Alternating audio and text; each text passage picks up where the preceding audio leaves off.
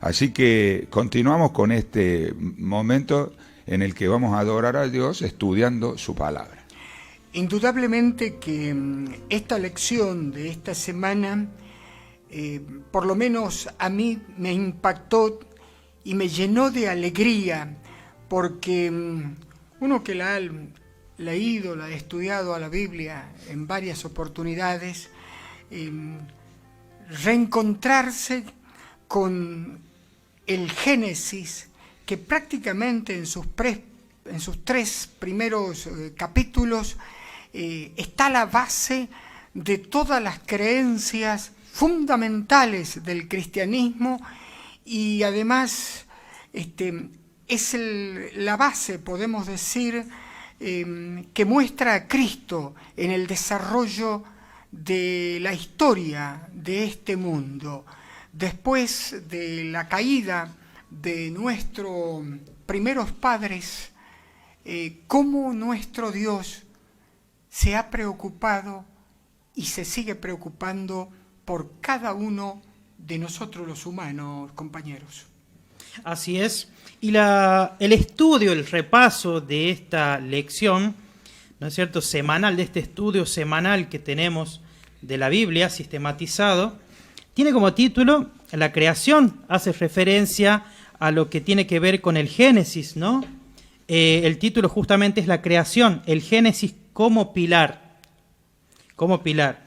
Y tiene como texto base, podríamos decirlo así, o como un texto para memorizar, San Juan capítulo 1, versículos desde el 1 hacia el 4. En el libro de San Juan, el capítulo 1 y los versículos desde el 1 hacia el 4. Y la palabra de Dios dice lo siguiente: en el principio era el Verbo, y el Verbo era con Dios, y el Verbo era Dios. Este era en el principio con Dios.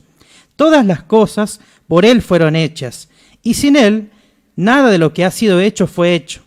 En Él estaba la vida, y la vida era la luz de los hombres. Un hermoso texto poético, podríamos decir, de alguna manera, que expresa San Juan al hablar acerca del mismísimo Cristo Jesús. Indudablemente que la apertura del estudio de esta semana muestra la sincronización a través de los 1500 años de tanto varones como mujeres inspirados por el Espíritu de Dios, escribieron las sagradas Escrituras, la palabra del Señor, la Biblia, como todos lo conocemos.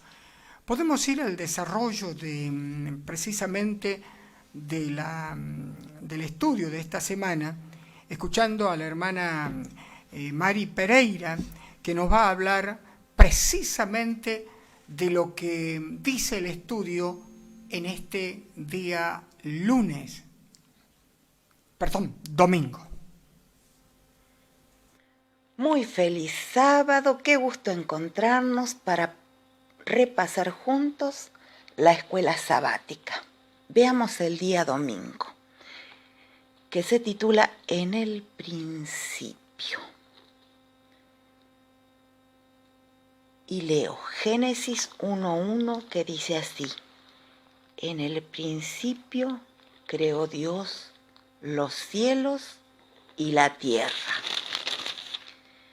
¿Qué verdades profundas encontramos aquí? Primero, Dios ya estaba, ya era. Dios es infinito, con eterno poder. Esa es una profunda y sublime verdad que su palabra la confirma. Segunda verdad. Desde siempre nos preguntamos, ¿quiénes somos? Somos hijos de Dios. ¿Por qué estamos aquí?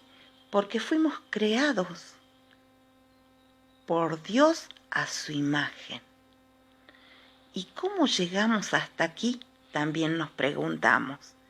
Existimos porque Dios nos creó en un tiempo específico en el pasado, en un proceso creativo, no en un proceso evolutivo, como andan por ahí teorías raras de los hombres, como que fuimos de a poquito evolucionando, fuimos una cosa y fuimos mejorando, o que de una célula por allá explotó algo y de allí aparecimos. Para nada. Esas son teorías de hombres que se creen sabios. Nada de eso ocurrió. La palabra de Dios dice, en el principio creó Dios. Este es un comienzo absoluto y se refleja y está respaldado en toda la Biblia. Y también lo respalda la naturaleza, que aún hoy podemos gozar a pesar del pecado. Leamos juntos Juan 1:1 al 3. Juan 1:1 al 3, que dice así: en el principio era el Verbo, y el Verbo estaba con Dios. Este estaba en el principio junto a Dios. Todas las cosas por Él, por medio de Él, fueron hechas, y sin Él nada de lo que ha sido hecho fue hecho. Y vamos a ver también Salmos 136, desde el 2 hasta el 9, solo las primeras partes. El 2 dice así: alabad al Dios de los dioses, porque para siempre es su misericordia. Al único, en el versículo 4, al único que hace grandes maravillas, al que hizo los cielos con maestría, dice el 5, al que extendió la tierra sobre las aguas, dice el 6, al que hizo las grandes lumbreras, el sol para que señoreasen el día, la luna y las estrellas para que señoreasen en la noche. Una vez más aquí nos confirma que Dios es el creador. Y no solo es el creador, sino que también es sustentador. Y la tercera verdad que se nos dice es que Dios no estaba solo, porque dice, hagamos. Está Dios aquí hablando con alguien, porque con Él estaba el Hijo y el Espíritu Santo. Entonces Cristo no es una criatura, sino que también es creador, porque participa en el acto de crear todo lo que existe. Cristo es el primero y es el último, el alfa y el omega. Cristo es también nuestro creador. Él nos conoce y nos rescata además. O sea, que además de crearnos, nos vuelve a unir con Dios por medio de su muerte en la cruz. Y entonces me salva. Leo para terminar la última pregunta que está en el folleto, que dice así: ¿de qué te sirve saber que fuiste creado por Dios? Imagina si no creyeras esto. ¿Cuán diferente te verías a ti mismo y a los demás? ¿Y por qué? ¿De qué me sirve? Me sirve porque me da valor, me da un valor extra el ser hijo de Dios, me da la certeza, me da seguridad, y alabamos a Dios por eso. Me da seguridad de eternidad, de poder, de un Dios creador, y me da la certeza de que somos creados por el dueño del mundo. Por tanto, somos hijos del Rey, del dueño de ese mundo creado. Y eso nos da más valor aún. Y si somos hijos del dueño del mundo, entonces somos sus herederos. Maravilloso. Nada ni nadie puede destruirnos porque estamos en sus manos. Amén y amén. Bueno, gracias Mari, muy inspirador la manera que ella presentó este día, ¿no? Y qué importante estas preguntas que vos te las puedas responder, porque en realidad ese es el sentido de la escuela sabática. Repasamos todos juntos, pero tratamos de hacer hincapié en las cosas importantes para adquirir o para poner en práctica este estudio, estos conocimientos. Ser creado por Dios es nuestro privilegio y no deberíamos renunciar a Él, porque eso nos convierte en hijos de Dios por creación, aunque nosotros necesitamos ahora ser adoptados nuevamente, ¿no?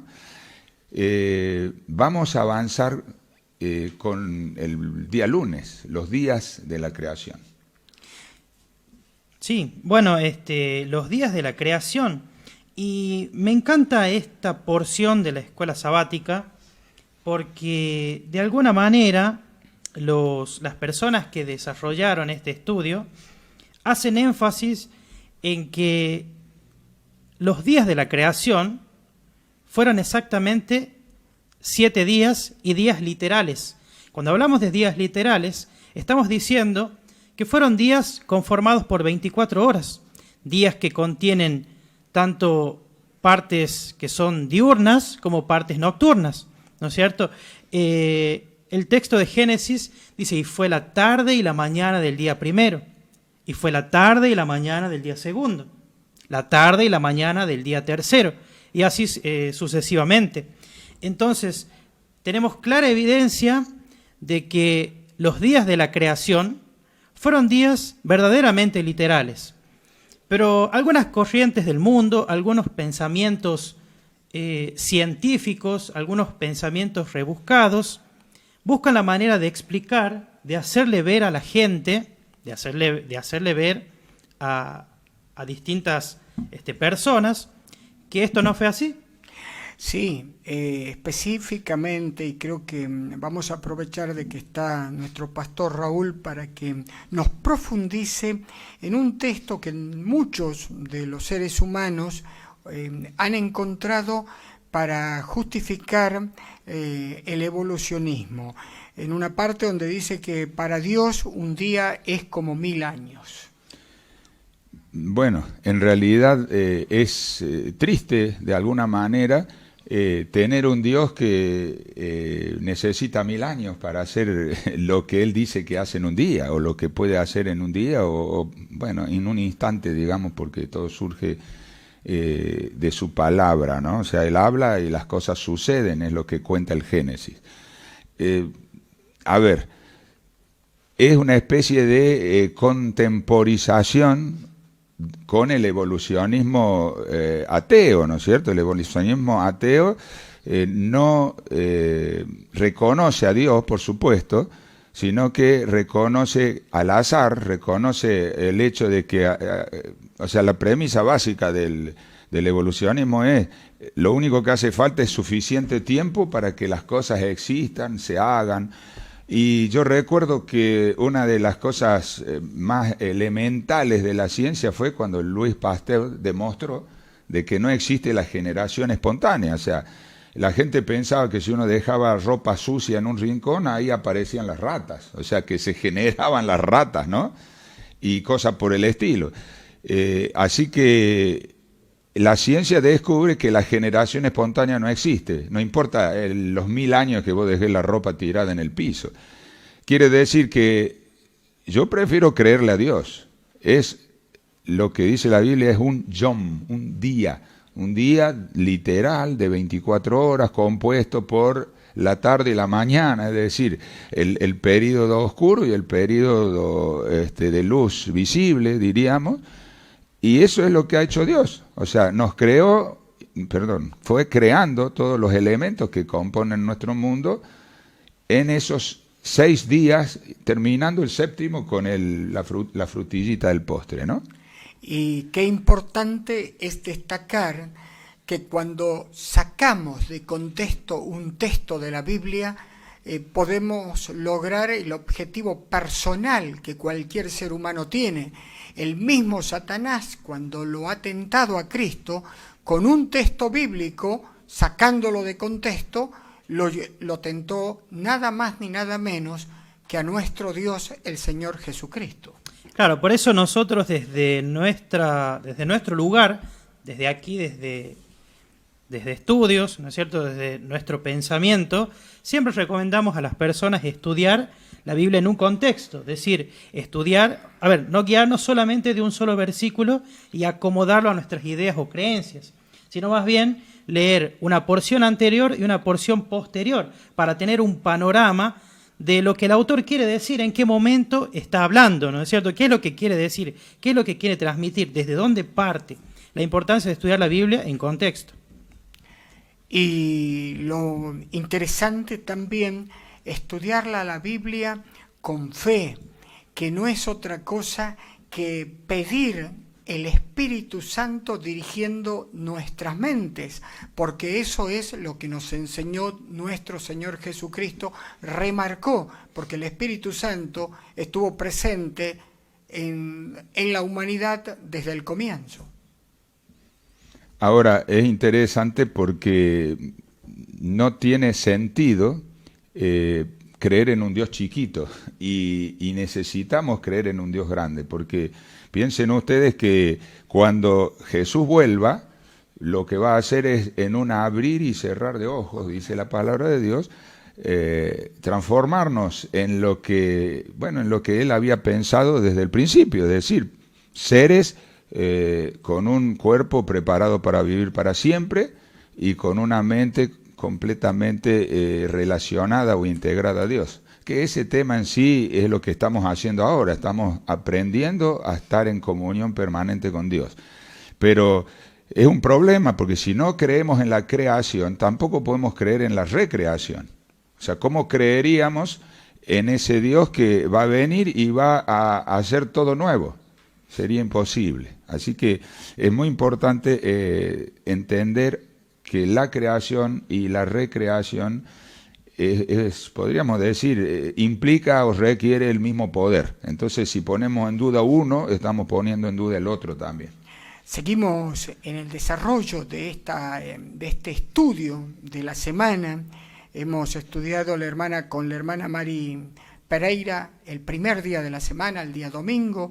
Acabamos de repasar lo que dice el segundo día, el día lunes, y ahora vamos a escuchar a nuestra hermana Carolina Palacio de la ciudad de Recreo, en el departamento La Paz, contándonos, trayéndonos la síntesis de lo que enseña precisamente el día martes. El estudio para esta semana de la escuela sabática en el día martes se titula El sábado y la creación. Cuando Adán y Eva exploraron su hogar en compañía con Dios, el paisaje era maravilloso e indescriptible. Mientras el sol se ponía lentamente ese primer viernes, el sexto día de la creación, y comenzaban a brillar las estrellas, dice Génesis 1:31, vio Dios todo lo que había hecho y aquí que era bueno en gran manera. Pero si bien es cierto que el mundo que Dios acababa de completar era incomparablemente hermoso, El mayor don que el Creador podía concederle a la pareja recién creada era el privilegio de mantener una relación personal con Él. Por eso les dio el sábado, un día especial de bendición y de comunión con su Creador. Génesis indica 3 cosas que Jesús hizo después de crear el día de reposo. En primer lugar, dice que Dios reposó en el sábado. En el 7º día Dios cesó y reposó, dice Éxodo 31:17. Sin embargo, sabemos que no descansó porque necesitara hacerlo. El verbo Shabbat indica literalmente cesar de trabajos o actividades. El reposo de Dios no fue el resultado ni del agotamiento ni de la fatiga, sino el cesar de una ocupación anterior. Dios reposó porque esperaba que los seres humanos descansaran. Estableció de esta manera un ejemplo para la raza humana. Bien. En segundo lugar, Génesis indica que Dios bendijo el sábado. Es decir, Dios no solo hizo el día de reposo, sino que también lo bendijo. La bendición sobre el 7º día implicaba que por ella era señalado como un objeto especial de favor divino y un día que sería una bendición para las criaturas de Dios. Bien, por eso es que Marcos 2:27 dice que el día de reposo fue hecho por causa del hombre y no el hombre por causa del día de reposo. Bien. Y en tercer lugar, Génesis indica que Dios santificó el sábado. Santificar significa hacerlo sagrado, bien, o apartarlo como algo santo que tiene fines santos, sagrados, es decir, consagrarlo. El sábado ha sido creado como una señal eterna. Y dice la Biblia que es el sello del pacto de Dios con su pueblo. Es decir, no era solamente para el pueblo hebreo, sino para toda la humanidad. De manera que el sábado ocupa un lugar central en nuestra adoración a Dios. Como recordatorio de la creación, revela la razón por la cual Dios debe recibir nuestra adoración. ¿Por qué? Porque Él es nuestro creador y nosotros somos sus criaturas. Por lo tanto, el sábado forma parte del fundamento mismo del culto divino, del culto que nosotros, sus hijos, sus criaturas, debemos ofrecerle. Bien, ahora, la Biblia dice que el sábado es el sello de Dios, ¿bien? Decimos que el mandamiento del sábado funciona como el sello de la ley de Dios. Generalmente, los sellos contienen 3 elementos: el nombre del dueño del sello, su título y su jurisdicción. Bien, entre los 10 mandamientos, el mandamiento que es relativo al sábado es el que contiene los elementos vitales de un sello. Es el único de los 10 que identifica al Dios verdadero especificando su nombre. Jehová tu Dios, dice, es decir, indica su título. El que hizo, el creador, bien, y su territorio, los cielos y la tierra.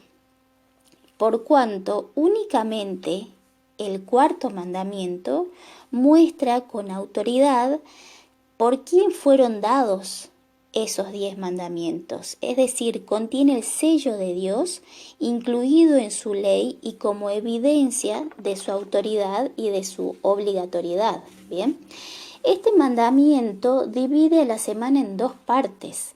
Dios le concedió a la humanidad 6 días en los cuales, dice Éxodo 29:10, trabajarás y harás toda tu obra, pero en el 7º día no hagas en él obra alguna. 6 días, dice el mandamiento, son días de trabajo, pero el 7º día es un día de descanso. Y por último, importante leer lo que nos dice Apocalipsis 14:7, cuando dice temed a Dios y dadle gloria, porque la hora de su juicio ha llegado, y adorad a aquel que hizo el cielo y la tierra, el mar y las fuentes de las aguas. Este sello que los verdaderos adoradores de Dios tienen con Él, va a ser el sello distintivo en los últimos tiempos y va a ser el sello que va a marcar y que va a distinguir entre quienes son fieles a su Creador, al único Dios verdadero, y a aquellos que no lo son. Por eso la importancia de observar el sábado como Dios realmente lo manda. Y concluimos diciendo que el sábado es un monumento conmemorativo de la creación. Y deberíamos verlo y disfrutarlo como un día de agradable comunión con Dios y con nuestros hermanos, ¿bien? Ya que es un símbolo de nuestra creación en Cristo, es una señal de santificación y una demostración de nuestra lealtad, como así también es una anticipación de nuestro futuro eterno en el reino de Dios.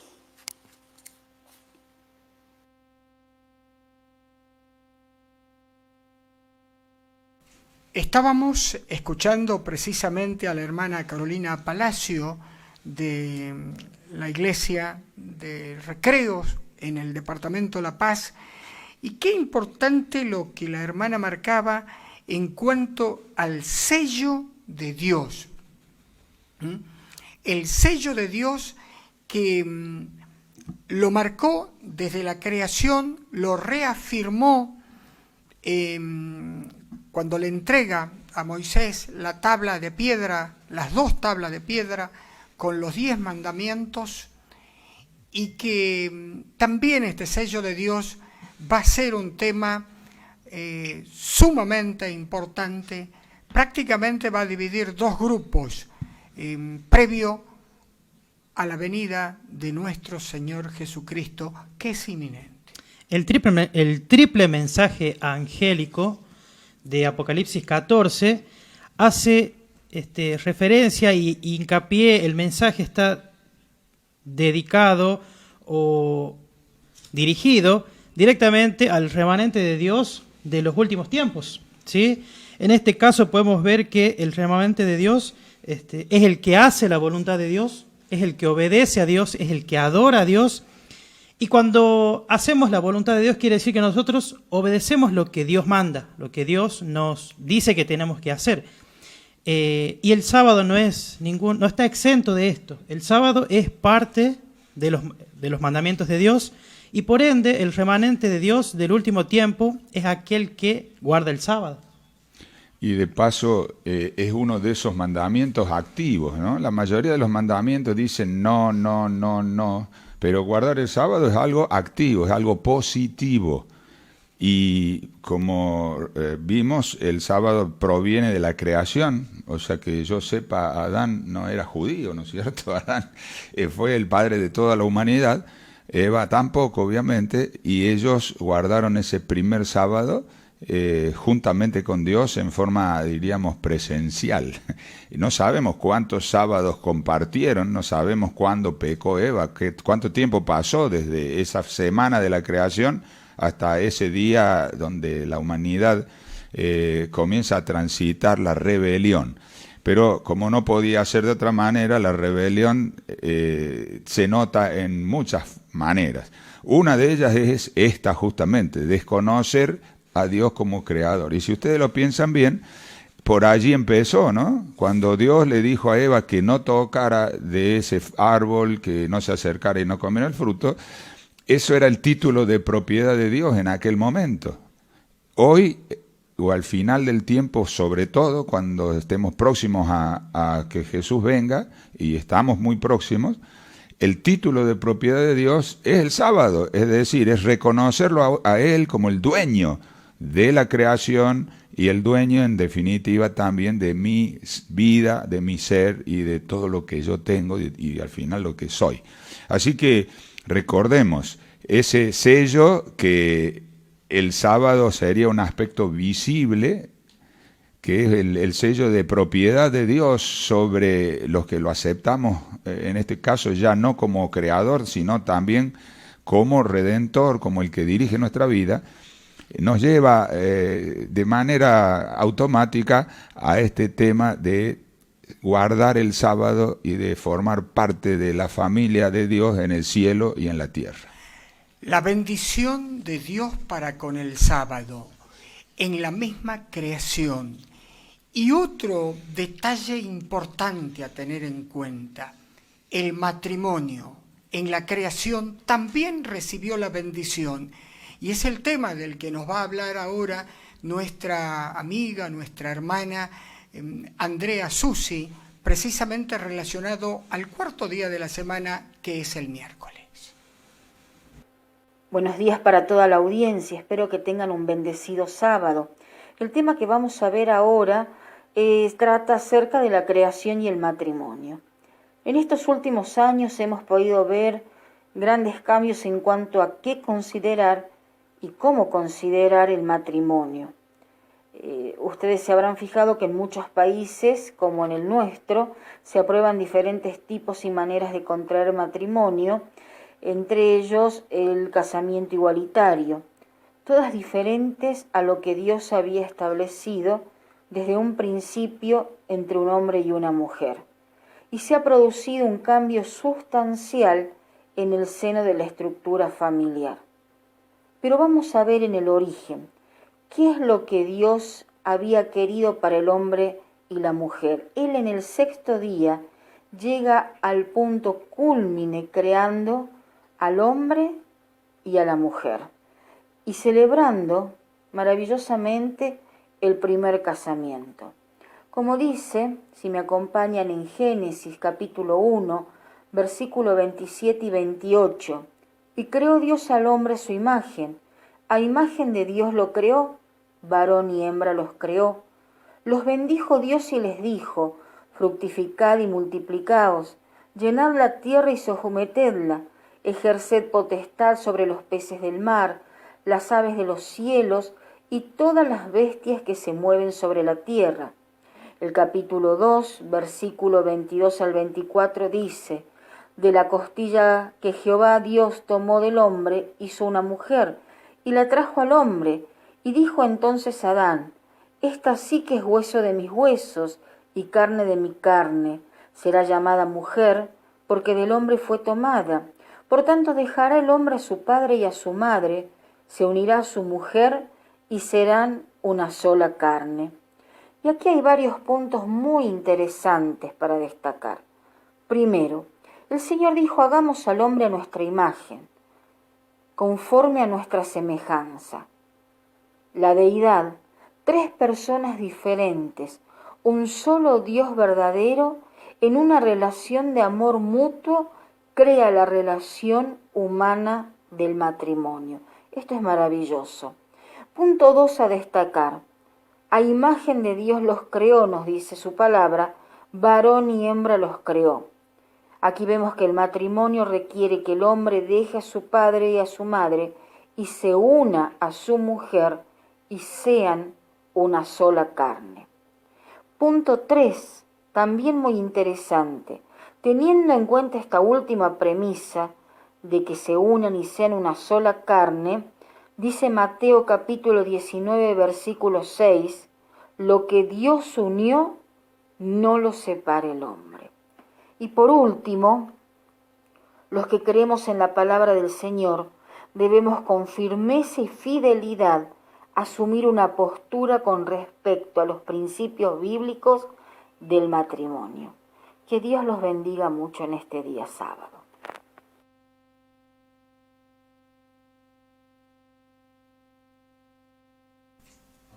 Era el desarrollo de lo que hemos estudiado el día miércoles, traído en el análisis de nuestra hermana Andrea Susi.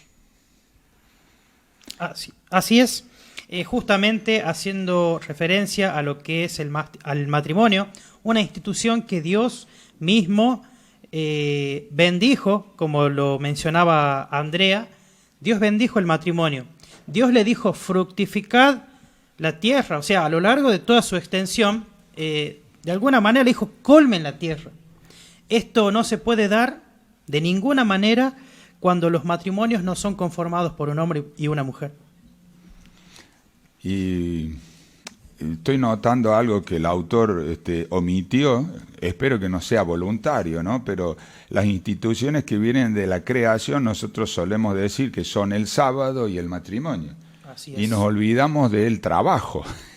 Porque si ustedes leen el capítulo 1 y 2, en el 2 exactamente, está como institución el trabajo. O sea, Dios le concede a Adán el privilegio, porque verdaderamente es un privilegio de expandir la obra que Dios había hecho. O sea, Dios había hecho un jardín que no abarcaba toda la tierra, que estaba en una especie de valle, y ese jardín tenía que ser extendido a toda la tierra. Así como la tierra tenía que ser llenada de personas, las personas, los hijos descendientes de Adán y Eva, iban a vivir en un gran jardín o en jardines, no sé, familiares, o cómo sería el plan, ¿no? Pero evidentemente hay una cosa muy clara. El jardín del Edén tenía un límite, no era toda la tierra, porque después dice que Adán lo recorría, en un día lo podía recorrer, y después fue echado del jardín, quiere decir que estaba el resto de la tierra. Por eso Dios nos dejó estas instituciones que lo marcan, en realidad lo marcan a Él o los recuerdan a Él como creador, pero también nos dan nuestras raíces, que es fundamental. La obvia declaración aquí de José de que si el propósito, el sueño, el plan de Dios era que el ser humano tuviera descendencia o que su imagen fuera la familia más que el hombre o la mujer, el varón o la mujer para decir más correctamente, bueno, estas instituciones muestran el sueño, el plan original de Dios, y espero que te sientas incluido. Eso es fundamental, ¿no? Indudablemente. Después quedan algunos detalles para remarcar más en cuanto al trabajo y al matrimonio, que vamos a ver si lo hacemos ya cuando hagamos el análisis final. Vamos a ir al día jueves, donde nuestro también amigo, hermano Lucho, como le decimos todo, Luis Varela, nos va a acercar lo que tiene que ver con la creación, la caída y la cruz.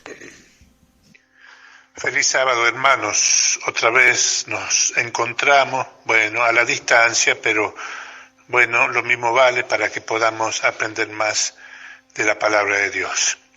Ya en el día jueves, donde nos presenta la escuela sabática como título La creación, la caída y la cruz. Yo creo que más claro, no sé, como decimos nosotros habitualmente, más claro echarle agua. Si vemos los versículos en Génesis, el capítulo 1 y 31, cuando Dios finaliza la creación de todas las cosas, donde incluye el último, el sexto día, al ser humano. Después, del 2 al 15, donde lo pone ya en el Edén, para que cultivara, cuidara todo ese hermoso paraíso que Dios hizo para ellos dos y para la humanidad toda. Claro que así también es. Y bueno, eso es como que uno ahí va, todo va concordando, todo va uniéndose, atando cabo, como decimos. Y después, en el versículo 3, del 1 al 7, es donde cae Adán y Eva en el pecado, donde la serpiente lo hace caer a Eva primero y luego Eva a Adán. Ingresó el pecado e ingresó la muerte. Así que allí inmediatamente, en ese mismo capítulo, del 1 al 7, es donde Dios ya inmediatamente presenta al Salvador. ¿Y cómo es que dicen que el Antiguo Testamento no tiene nada que ver ya, que solo vale el Nuevo Testamento? desde Cristo para adelante. Para atrás ya no sirve. ¿Cómo es eso? Si todo lo que nos dice el Antiguo Testamento se cumplió a partir del año 0 cuando Cristo vino. Eso es erróneo, eso es mentiroso, eso es mentira. No se puede decir una cosa que está tan clarita en la Biblia. Todo lleva, una cosa lleva a la otra. La creación, la caída y la cruz. La cruz es la salvación para toda la humanidad. Y Dios seguramente ya lo había tenido en sus planes para que así pudiera el ser humano tener la posibilidad de la salvación. Bueno, hermanos, que sepamos defender la verdad, que la verdad está en la Biblia, en la palabra de Dios. La creación, la caída y la cruz. Ahora solo nos queda esperar al Señor que venga a llevarnos a todos aquellos que hayamos hecho solo la voluntad del Padre. Bendecido sábado para todos, hermanos, y hasta pronto. Le damos gracias a nuestro queridísimo hermano Luis Varela, quien ha tenido también su participación en este programa donde estamos haciendo el repaso de esta escuela sabática. Y quería hacer énfasis en que dentro de la creación, dentro de la perfección de la creación, Dios colocó libre albedrío a las personas. Y eso la hace perfecta. El hecho de decir, yo elijo obedecer a Dios. Vemos también que, bueno, de alguna forma entró el pecado. No, a veces es un misterio, ¿no? Es un misterio cómo se origina el pecado, cómo puede ser que el misterio haya entrado en algo tan perfecto como la creación. Pero bueno, justamente Dios en su perfección nos da el libre albedrío, es decir, el hecho de poder decidir nosotros mismos a quién adorar, a quién obedecer. El hombre estaba sujeto a la voluntad de Dios y por un hecho que se dio en ese momento en el jardín del Edén, en el cual la serpiente engaña de alguna forma a Eva, entonces es donde vemos que ingresa el pecado. Adán y Eva hicieron uso del libre albedrío. Podríamos decir que Adán y Eva hicieron abuso también de ese libre albedrío. Indudablemente que el libre albedrío, la libertad con la que son creadas las criaturas por parte de la Santísima presencia allí en el momento de la creación del Padre, del Hijo y del Espíritu Santo, tienen que ver con la necesidad que tenemos nosotros los seres humanos, en este caso específico, de razonar antes de decidir. Porque si usted hace un análisis sencillo, somos fruto, cada ser humano es fruto o vive las consecuencias, ya sean positivas o negativas, de las decisiones que tomamos a cada momento. Y la creación viene a contestar muchas preguntas que nos hacemos. ¿Quiénes somos? ¿Qué hago aquí? ¿De dónde vengo? ¿Por qué estoy aquí? Si nosotros leemos el Génesis, capítulo 1, 2 y también 3, creo que quedan contestadas todas estas preguntas. El pensamiento darwiniano, a mi entender y a mi parecer, nos deja gusto a poco. De decir esta filosofía que nosotros estamos aquí por casualidad y vamos hacia ninguna parte. Es como que no nos termina de cerrar, no queda concreto cuál es nuestro destino, pero la creencia bíblica, creacionista, nos enseña que nosotros vinimos al mundo con un propósito, con un objetivo. Hubo una caída, sí, pero también hay una redención a través de Cristo Jesús. Hay un tema que es fundamental, que se trata en esta lección que hemos acabado, que estamos terminando de repasar, que es la diferencia entre humanismo y cristianismo. Ese es un... Bueno, es un tema, llamémosle así, filosófico. el sufijo, bien digo, ismo, significa preferencia por, es decir, a esto yo me adhiero, esto es lo que yo quiero, esto es lo que me satisface, de esta manera yo pienso y actúo. Así que cristianismo es poner a Cristo en el centro. Humanismo es poner al ser humano en el centro. Estoy haciendo esa enorme y rápida división porque en realidad hay muchos tipos de humanismo. De hecho, el humanismo surge como un enaltecimiento del ser humano y no fuera de la religión. El humanismo surge al final de la Edad Media, cuando comienzan todas las grandes obras artísticas, o sea, la época de Leonardo, la época de Miguel Ángel, de toda esa gente que estudiaba el universo y se posicionaba en lo que vendría a ser, bueno, nosotros lo somos, no tendríamos que tener vergüenza de decirlos. Somos el centro o el eje o el postre de esta creación, la del mundo, no la del universo, porque eso sería presunción y bueno, no hay manera de probarlo, pero dentro de este mundo nosotros somos la corona de la creación, diríamos. Y Dios nos concede esas características que tienen que ver con Él, la capacidad de decidir, de razonar, de amar voluntariamente. Nuestro amor es voluntario, es electivo, se enfoca, nace en la voluntad, sigue en la mente, abarca el corazón y también luego el cuerpo también.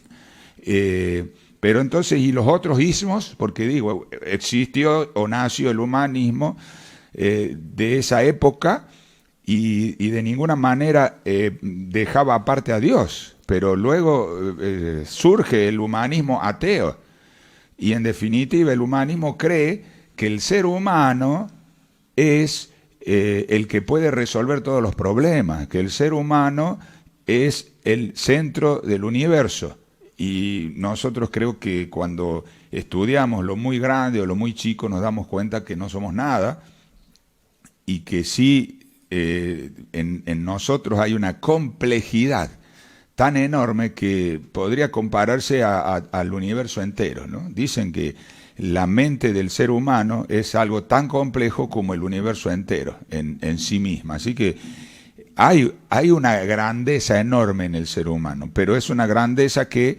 proviene de Dios, de su voluntad, de su acto creador, de su amor y de su deseo de hacer criaturas que puedan de alguna manera ejercer esa libertad y elegirlo, porque de eso se trata. Por eso el Génesis está conectado con la redención, y está conectado esa creación, está conectada con la recreación cuando Jesús vuelva. Así que ismo, cada uno de nosotros va a adherir a algún ismo, o sea, va a tener alguna preferencia de filosofía, de marco de referencia. ¿Y dónde te estás poniendo? Porque es excelente decisión poner a Dios en primer lugar en la vida, no ponerse a uno mismo, porque nosotros, bueno, nos defraudamos a nosotros mismos. Y esa diferencia de enfoque hace que realmente la vida del ser humano sea absolutamente distinta, ¿no? El Génesis nos da origen, nos da pertenencia, la creación nos da el punto de partida, pero la salvación, la oferta de Dios de recrearnos, nos da destino. Y como dice un axioma geométrico muy conocido, 2 puntos determinan una recta. Quiere decir que si vos sabés de dónde venís, desde la creación, y vas hacia la recreación, el camino ya está marcado. Uniendo esos 2 puntos, vos tenés asegurada, podríamos decir, toda la eternidad, y la creación o la recreación, mejor dicho, de Dios, va a ser un hecho en tu vida muy pronto. Y ese es el mensaje de la palabra de Dios. Tantas cosas para destacar. Por ejemplo, en la creación del matrimonio, queda claro que Dios lo que bendice es una pareja estereosexual. Y en los mandamientos, el 5.º mandamiento, dice: honra a tu padre y a tu madre, y largos días tendrás en la tierra que Jehová tu Dios te da. Tantas cosas para destacar de la creación, como el caso del trabajo que hablaba el pastor. Claro. La verdad que yo, sinceramente, y desde mi punto de vista, destaco la capacidad que tienen los redactores de la escuela sabática, ¿no?, de la guía de escuela sabática, para involucrar tantos temas importantes, sin desperdicio, claro está, y poder sintetizarlos y en una lección breve, porque no tampoco es una lección demasiado extensa, abarcar tantos temas que son riquísimos para nuestra vida espiritual, ¿no es cierto? Como dice usted, como decía el pastor, nos conectan indudablemente desde la creación hacia la recreación. Qué cosa importante. Me quedó realmente eso dando vueltas en la cabeza.